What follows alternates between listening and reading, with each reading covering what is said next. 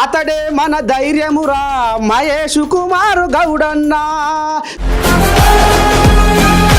తావు చువ్వే కాకే బిల్లి అచ్చుకు గైకెతే ప్రభుత్వ భూముల్ని తన అనుయులకి తన మనుషులకి తన కంపెనీలకి అప్పనంగా అప్పచెప్పిన మునగాడు ఇయ్యాల మా గురించి మాట్లాడుతున్నాడు. విచ్చలవిడిగా దుష్ప్రచారం చేస్తున్నారు. అబద్ధ ప్రచారాలు ఎవరు చేస్తే వాళ్ళు బొక్కలేయాల, అప్పుడు కానీ బుద్ధి రాదు. బిల్లి రావంటే అగ్రిమెంట్ చేసుకొని నాకు 30% ఇవ్వను. ఇప్పుడు ఆ కేటీఆర్ మాట్లాడుతున్న 5,200 కోట్లు పద్దు ఎక్కడిది? అది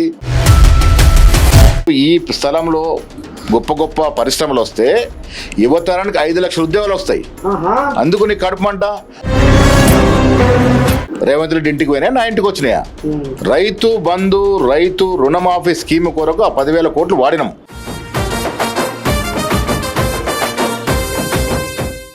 ఇవాళ కిషన్ రెడ్డికి కానీ బండి సంజయ్ కానీ కేటీఆర్ కానీ కడుపుమంట అంతా బీసీలంతా కాంగ్రెస్ తో పోతున్నారు కాబట్టి కడుపుమంట.